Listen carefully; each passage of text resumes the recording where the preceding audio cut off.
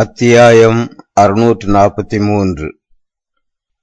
கமாலியேல் கிறிஸ்தவராகிறார். காட்சி நாள் நவம்பர் 1, 1951 ஆண்டு. சில வருடங்கள் கடந்திருக்க வேண்டும். ஏனென்றால் அருளப்பர் முழு வளர்ச்சியடைந்த ஆண்மகனாக தோன்றுகிறார். அதிக உறுதியான உடற்கட்டோடு இருக்கிறார். அதிக முதிர்ச்சியுள்ள தோற்றம் பெற்றிருக்கிறார்.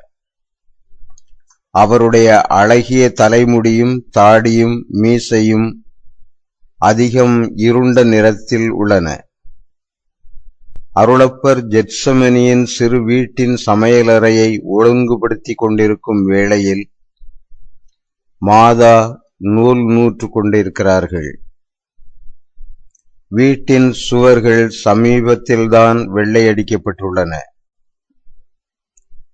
முக்காலிகள், வாசல் கதவு, விளக்கு மாடமாக பயன்படும் ஒரு பெட்டி ஆகிய மரப்பொருட்களில் வர்ணம் பூசப்பட்டுள்ளது. மாதாவிடம் எந்தவிதமான மாற்றமும் இல்லை.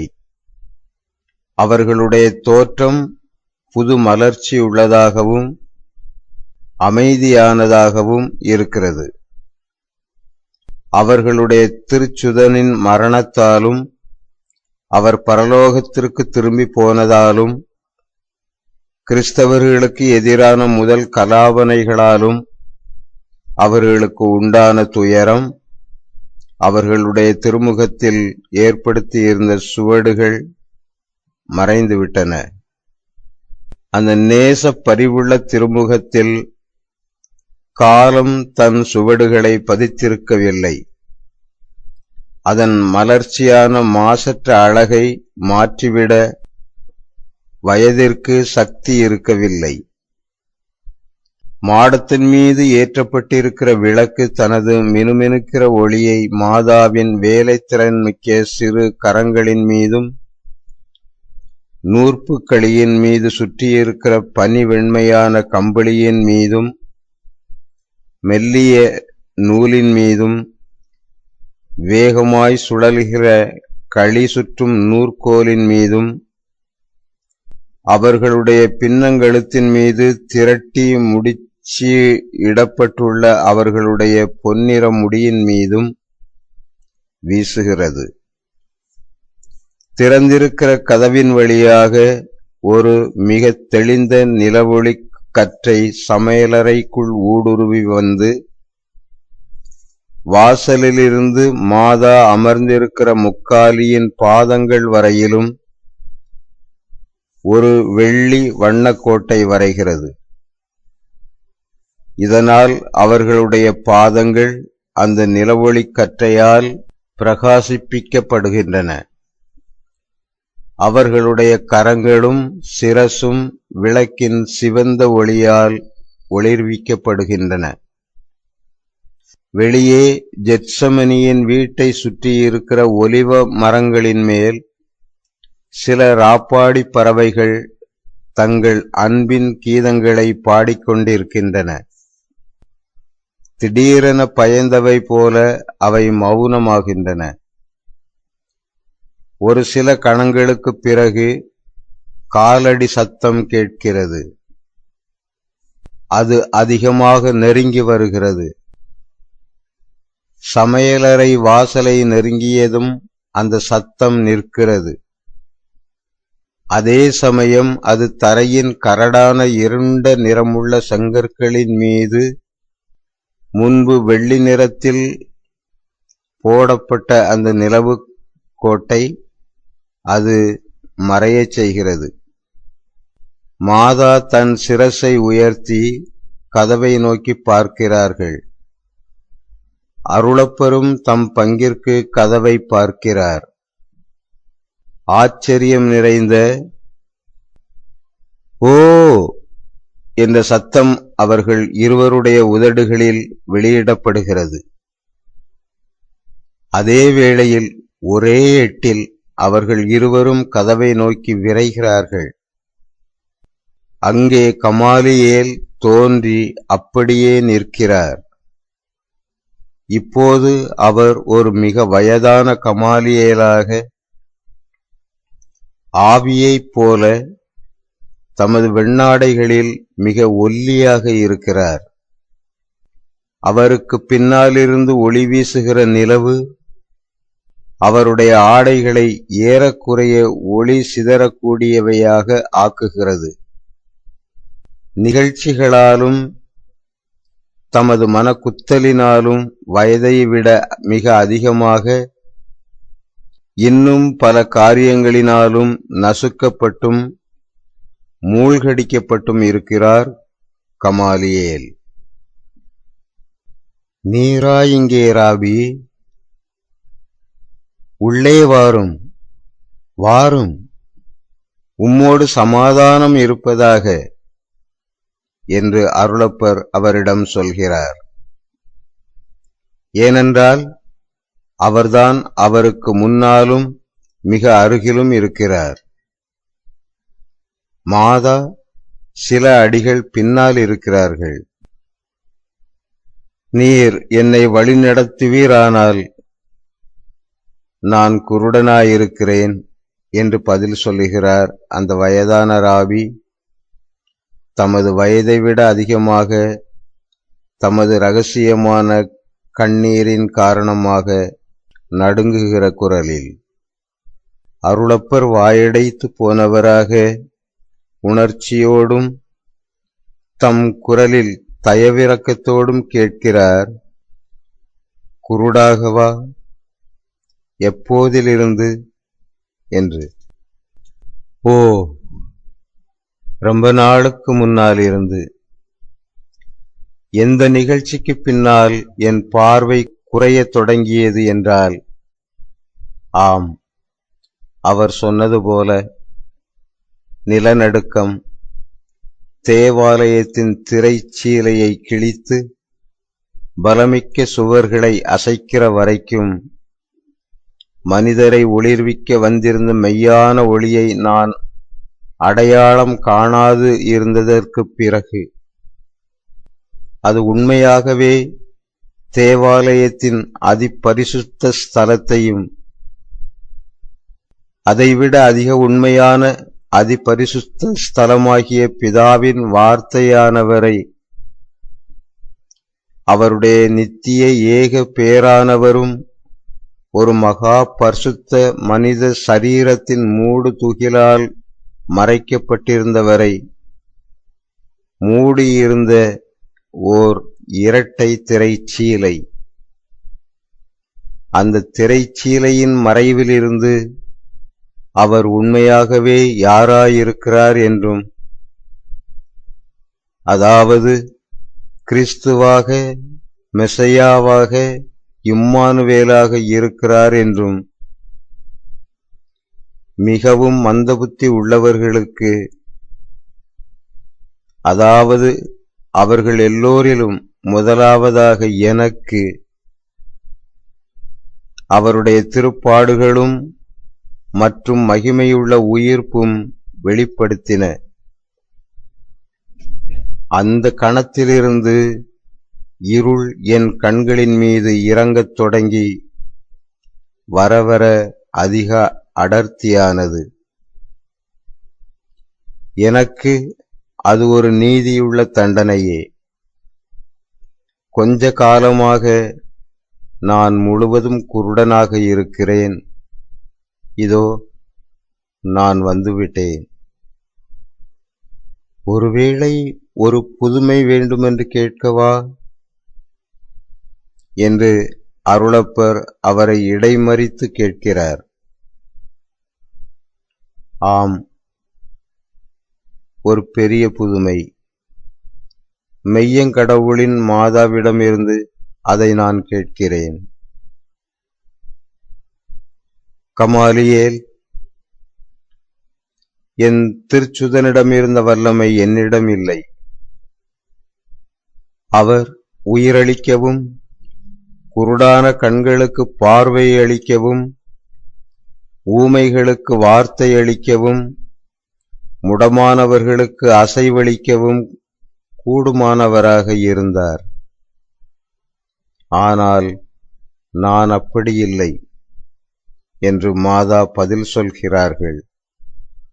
அவர்களே தொடர்ந்து, ஆயினும் இங்கே மேஜைக்கு பக்கத்தில் வாரும், வந்து அமரும்.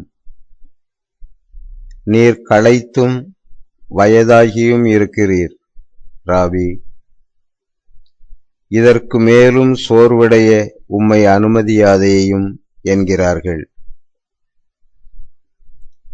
அப்படியே அருளப்பரோடு பரிதாபத்துடன் அவரை அவர்கள் மேஜையை நோக்கி நடத்திச் சென்று ஒரு முக்காலியில் அவர் அமரச் செய்கிறார்கள். கமாலியேல் மாதாவின் கரத்தை விடுவதற்கு முன்பாக வணக்கத்தோடு அதை முத்தமிடுகிறார். அதன்பின் அவர் அவர்களிடம், மீண்டும் பார்வை பெற வேண்டுமென்று நான் உங்களிடம் கேட்கவில்லை மரியா, இல்லை, இந்த லௌகீக காரியத்தை நான் உங்களிடம் கேட்கவில்லை. ஓ, எல்லா பெண்களுக்குள்ளே ஆசீர்வதிக்கப்பட்டவர்களே, நான் உங்களிடம் கேட்பதெல்லாம் சத்தியம் முழுவதையும் நான் காணும்படியாக என் ஆத்மத்துக்கு ஒரு கழுகின் பார்வையைத்தான். குருடான என் கண்களுக்கு நான் ஒளியை கேட்கவில்லை. மாறாக என்னை இளைப்பாற விடாத மனக்குத்தலினால் கிழிக்கப்பட்டு சோர்ந்து போயிருக்கிற என் ஆத்மத்திற்கும் என் இருதயத்திற்கும் ஞானம், சத்தியம், ஜீவியம் ஆகிய சுவாவத்திற்கு மேற்பட்ட தெய்வீக மெய்யான ஒளியை கேட்கிறேன். கடவுள் இப்படி இருக்க, நாம் மெய்யாகவே தகுதியற்றவர்கள் என்றாலும் இந்த எபிரேய உலகத்திடம் இதுவரை இவ்வளவு தயவு இரக்கம் உள்ளவராக இருந்துள்ளவரும் இப்போதும் இருக்கிறவருமாகிய சர்வேஸ்வரனுக்கு எதிராக முரட்டு பிடிவாதத்தோடு கலகம் செய்கிற இந்த எபிரேய உலகத்தை என் கண்களால் பார்க்க எனக்கு ஆசை இல்லை. அதற்கு மாறாக இனி நான் அதை காண வேண்டியதில்லை என்பதற்காகவும் திருச்சுதனிடமும் அவருடைய சீடர்களிடமும் இவ்வளவு நியாயமற்றதாக இருந்து வருகிற தேவாலயத்தோடும் யூத ஆலோசனை சங்கத்தோடும் எனக்கு இருந்த எல்லா தொடர்புகளிலிருந்தும் என் குருட்டுத்தனம் என்னை விலக்கிவிட்டது என்பதற்காகவும் நான் மகிழ்ச்சி அடைகிறேன். என் மனத்தாலும் என் இருதயத்தாலும் என் ஆத்மத்தாலும் நான் காண விரும்புவது சேசுவாகிய அவரைத்தான்.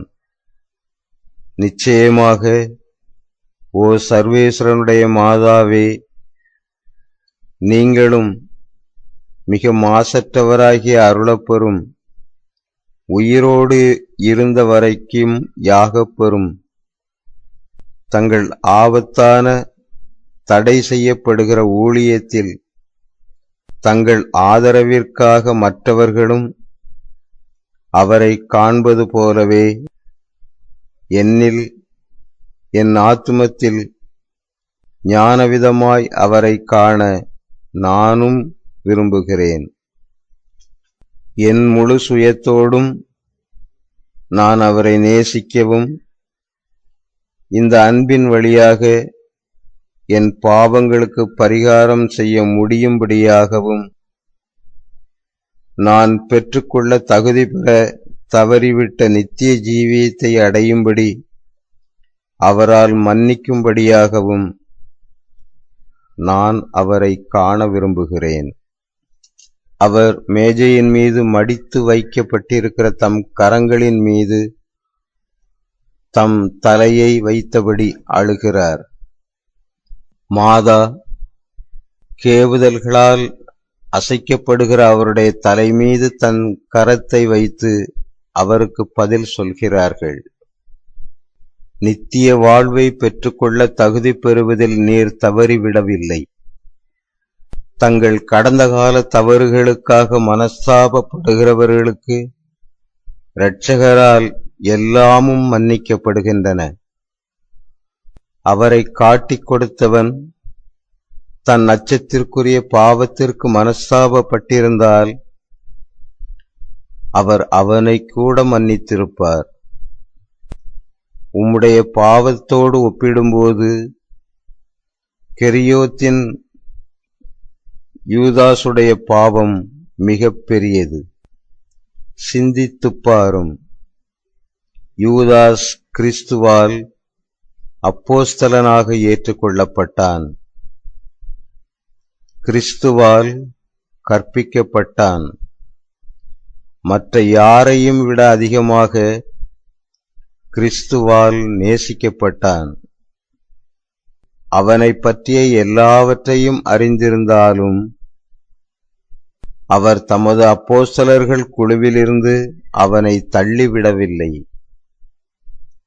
மாறாக கடைசி நிமிடம் வரையிலும் அவன் யார், என்ன திட்டமிட்டு கொண்டிருந்தான் என்று அவர்கள் புரிந்து கொள்ளாதபடி தடுக்க எல்லா வழிகளையும் அவர் பயன்படுத்தினார். என் திருச்சுதன் சத்தியமாகவே இருந்தார். எந்த காரணத்திற்காகவும் அவர் ஒருபோதும் பொய் சொன்னதில்லை. ஆனாலும் மற்ற 11 சந்தேகப்பட்டு ஸ்காரியோத்தை பற்றி அவர்கள் கேள்விப்பட்ட போது பொய் சொல்லாமல் அவர்களுடைய சந்தேகத்தை திசை திருப்பி விடவும் விவேகத்தினாலும் ஒரு சகோதரன் மீதுள்ள அன்பினாலும் அவர்கள் துருவி துருவி ஆராய்பவர்களாக இருக்கக்கூடாதென்று அவர்களுக்கு கட்டளையிட்டதன் மூலம் அவர்களுடைய கேள்விகளுக்கு பதில் சொல்லாமல் இருக்கவும் அவரால் முடிந்தது. உம்முடைய பாவம் மிகச் சிறியது. அதைவிட மேலாக அதை பாவம் என்று கூட சொல்ல முடியாது. உம்முடையது விசுவாசமின்மை அல்ல, மாறாக அது அதீத விசுவாசமாக இருக்கிறது.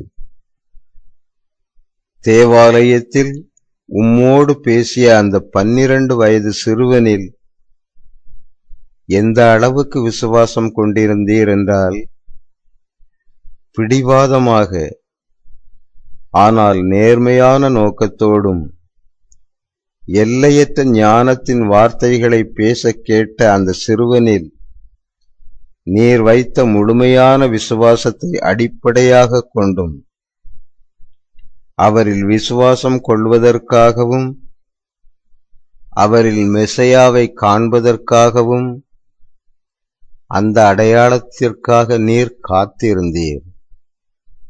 அத்தகைய வலிமையான பிரமாணிக்கமுள்ள விசுவாசம் உள்ளவர்களை கடவுள் மன்னிக்கிறார். அதைவிட அதிகமாக அநீதமான முறையில் குற்றம் சாட்டப்படுகிற ஒரு மனிதனின் உண்மையான சுபாவத்தை பற்றி இன்னும் சந்தேகம் கொண்டிருந்தாலும் தான் அநீதி என்று கருதுகிற அந்த மனிதனை பற்றிய தீர்ப்பில் பங்கு பெற விரும்பாத யாரையும் கடவுள் மன்னிக்கிறார்.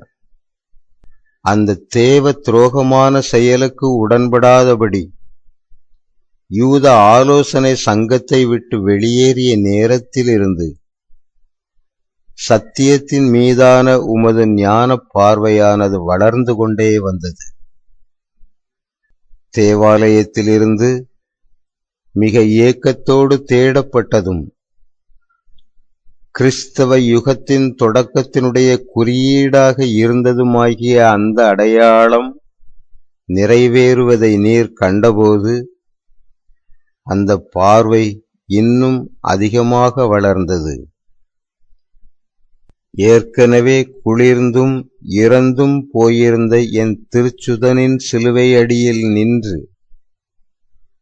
அந்த வலிமையுள்ள வேதனை மிக்க வார்த்தைகளைக் கொண்டு நீர் ஜெபித்தபோது அது மேலும் அதிகரித்தது.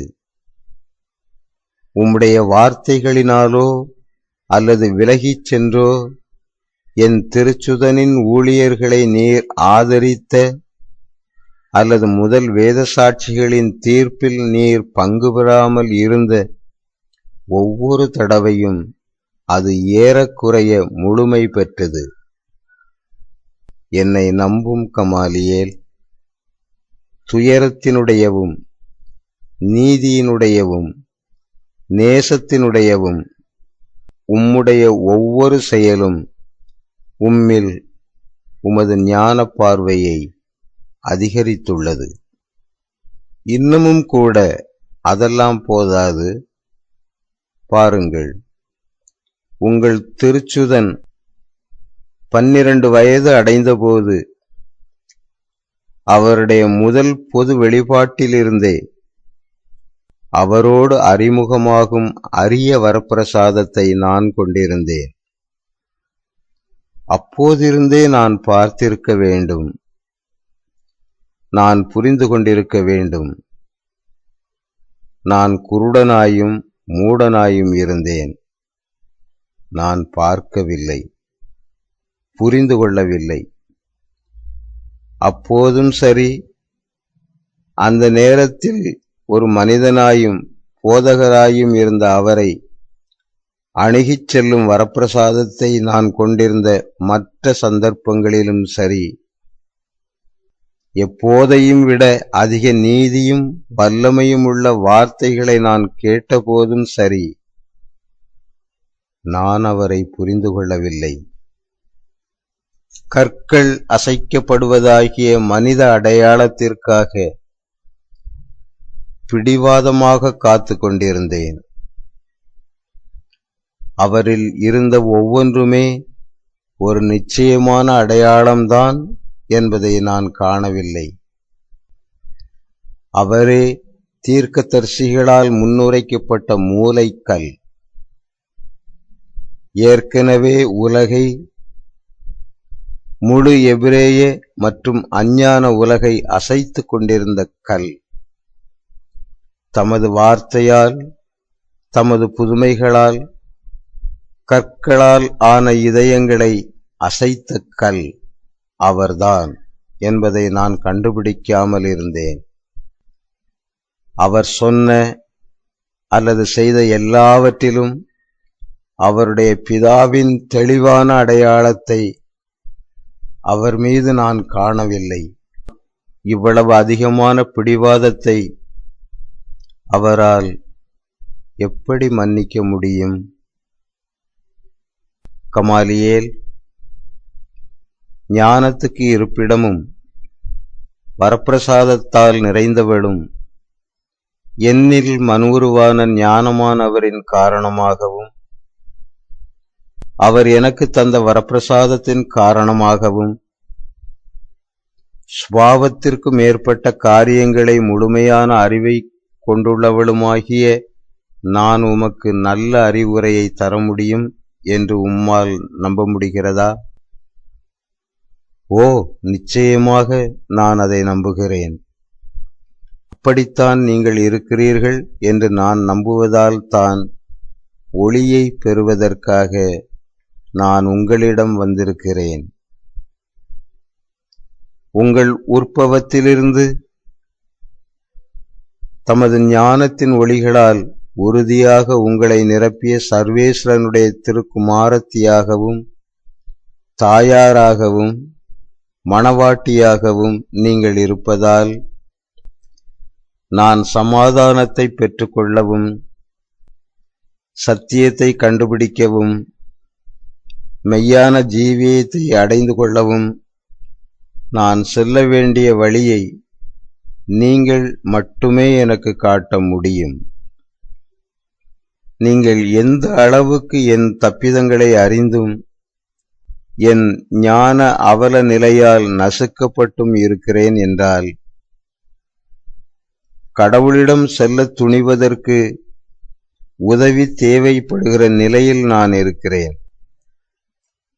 நீர் ஒரு தடை என்று நினைப்பது அதற்கு பதிலாக கடவுளிடம் உம்மை உயர்த்துகிற ஓர் இறக்கையாக இருக்கிறது. நீர் உம்மையே அழித்துக் கொண்டீர், உம்மையே தாழ்த்திக் கொண்டீர். வல்லபம் மிக்க மலையாக இருந்த நீர் ஒரு ஆழமான பள்ளத்தாக்காக உம்மையே ஆக்கிக் கொண்டிருக்கிறீர். தாழ்ச்சி என்பது மிக வறட்சியான மண்ணை தாவரங்களையும் செழிப்பான பயிர்களையும் வளரத்தக்கதாக மாற்றும்படி அதில் போடப்படும் உரத்தை போன்றது என்பதை மனதில் இருத்தும். தாழ்ச்சி அது மேலேறுவதற்கான ஒரு படியாக இருக்கிறது. இன்னும் மேலாக அது கடவுளிடம் ஏறிச் செல்வதற்கு ஒரு ஏணியாக இருக்கிறது. அவர் ஒரு தாழ்ச்சியுள்ள மனிதனை காணும்போது அவனை உயர்த்தும்படியாகவும் தமது நேசத்தை கொண்டு அவனை பற்றி எறியச் செய்யும்படியாகவும் அவன் காணும் விதமாக தமது ஒளிகளால் அவனை ஒளிர்விக்கும்படியாகவும் அவனை தம்மிடம் அழைக்கிறார். அதனால்தான் நீர் ஏற்கனவே ஒளியிலும் கடவுளின் பிள்ளைகளின் மெய்யான ஜீவியத்தை நோக்கிய சரியான பாதையிலும் இருக்கிறீர் என்று நான் உமக்கு சொல்லுகிறேன். கமாலியேல் பேசுகிறார். ஆயினும் வரப்பிரசாதத்தை பெற்றுக்கொள்வதற்கு நான் திருச்சபைக்குள் நுழைய வேண்டும். எங்களை பாவத்திலிருந்து சுத்திகரித்து மீண்டும் எங்களை கடவுளின் சுவீகார மக்களாக ஆக்குகிற ஞான ஸ்நானத்தை பெற வேண்டும். நான் அதற்கு எதிரானவன் அல்ல. அதற்கு மாறாக என்னில் வேத பிரமாணத்தின் மகனை நான் அழித்துவிட்டேன். இனி யூத தேவாலயத்தை மதிக்கவும் நேசிக்கவும் என்னால் முடியாது. ஆயினும் ஒன்றுமில்லாமையாக இருக்க நான் விரும்பவில்லை. எனவே என் கடந்த காலத்தின் சிதைவுகளின் மீது நான் புதிய மனிதனையும் புதிய விசுவாசத்தையும் மீண்டும் கட்டி எழுப்ப வேண்டும். ஆயினும் பிடிவாதமிக்க மாபெரும் ராபியாகிய எனக்கு எதிராக அப்போஸ்தலர்களும் சீடர்களும் நம்பிக்கையற்றவர்களாகவும் தப்பெண்ணம் உள்ளவர்களாகவும் இருக்கிறார்கள் என்று நினைக்கிறேன். அருளப்பர் அவரை இடைமறித்து, தாங்கள் சொல்லுவது தவறு கமாலியேல். உம்மை நேசிப்பதில் நான் தான் முதலானவன். கிறிஸ்துநாதரின் மந்தையின் ஓர் ஆட்டுக்குட்டி என்று உம்மை நான் அழைக்கக்கூடிய நாளை உன்னதமான பெரும் வரப்பிரசாதத்தின் நாளாக நான் குறிப்பிட வேண்டும். கிறிஸ்துநாதரின் போதனைகளை நான் நடைமுறையில் கடைபிடிக்கவில்லை என்றால் அவருடைய சீடனாக நான் இருக்க முடியாது. அனைவரையும், குறிப்பாக அதிக பலவீனமான மக்களையும் நோயாளிகளையும் தவறாக வழிநடத்தப்பட்டுள்ளவர்களையும் நேசிக்கவும் புரிந்து கொள்ளவும் வேண்டும் என்று அவர் எங்களுக்கு உத்தரவிட்டார். அவருடைய முன்மாதிரிகைகளை நாங்கள் கண்டுபாவிக்கும்படி அவர் எங்களுக்கு உத்தரவிட்டார். மேலும் மனம் திரும்புகிற பாவிகள் மட்டிலும் பிதாவிடம் திரும்பி வருகிற ஊதாரி பிள்ளைகள் மட்டிலும் காணாமல் போன ஆடுகளின் மட்டிலும் அவர் எப்போதும் நேசம் நிறைந்தவராகவே இருந்ததை நாங்கள் கண்டோம். மதலேனில் இருந்து அந்த சமாரிய ஸ்திரீ வரை, ஆக்லேயிலிருந்து அந்த வழிப்பறி திருடன் வரை எத்தனை பேரை அவர் இரக்கத்தின் வழியாக இரட்சித்திருக்கிறார். யூதாஸ் மனஸ்தாபப்பட்டிருந்தால் அவனுடைய கொடுமையான குற்றத்தையும் கூட அவர் மன்னித்திருப்பார். அவனை எத்தனையோ தடவைகள் அவர் மன்னித்தார்.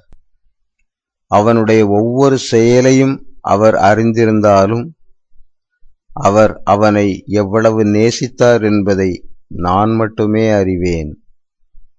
என்னோடு வாரும், நான் உம்மை கடவுளின் மகனாகவும் கிறிஸ்துநாதரின் சகோதரராகவும் ஆக்குவேன்.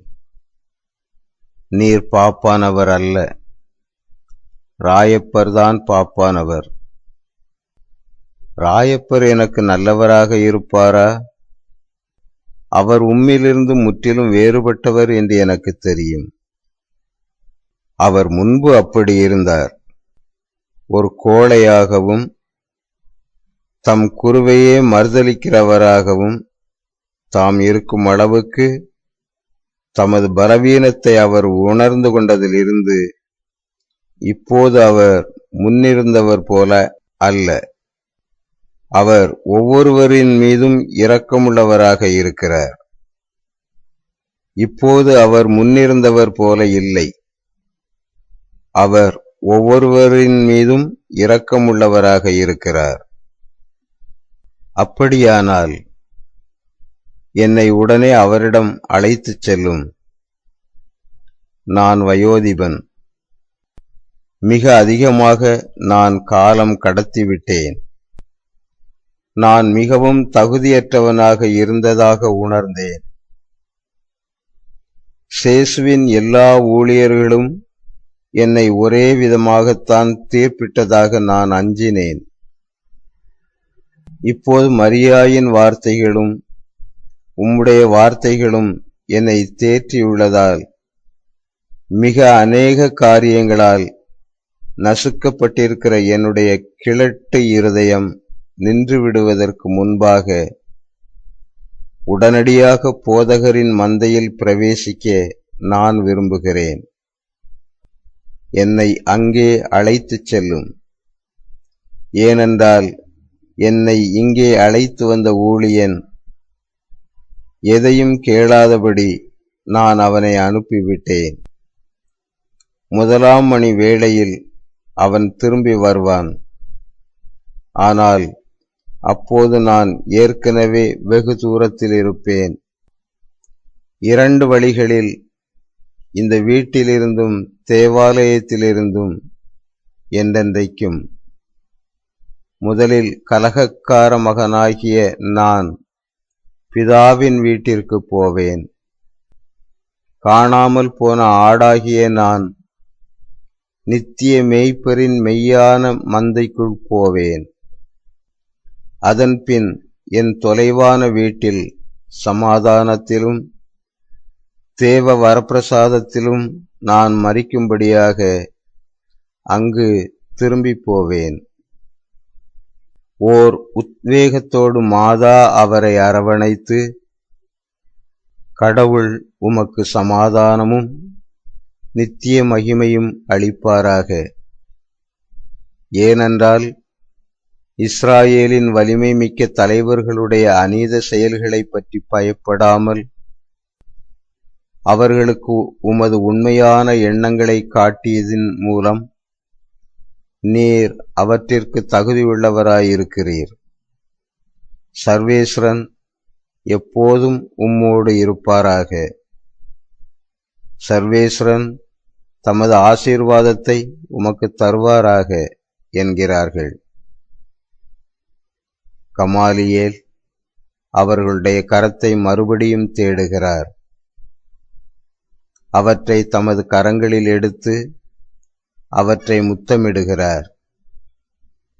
தமது வயதான சோர்ந்து போன சிரசின் மீது அந்த ஆசீர்வதிக்கப்பட்ட கரங்களை வைக்கும்படி அவர்களிடம் மன்றாடியபடி அவர் முழந்தாளிடுகிறார். மாதா அப்படியே செய்து அவருக்கு திருப்தி அளிக்கிறார்கள். இன்னும் அப்படி செய்கிறார்கள். குனிந்திருக்கிற அவருடைய தலையின் மீது சிலுவை அடையாளம் வரைகிறார்கள். எழுந்து நிற்க அவருக்கு உதவுகிறார்கள். அவரை வாசல் வரைக்கும் அருளப்பரின் உதவியோடு அழைத்துச் செல்கிறார்கள். மனுஷீக முறையில் முடிந்து போய் ஆனால் சுவாபத்திற்கு மேற்பட்ட விதமாக மறு சிருஷ்டிப்பு அடைந்தவராக அவர் மெய்யான ஜீவியத்தை நோக்கி போவதை பார்த்து கொண்டு நிற்கிறார்கள்.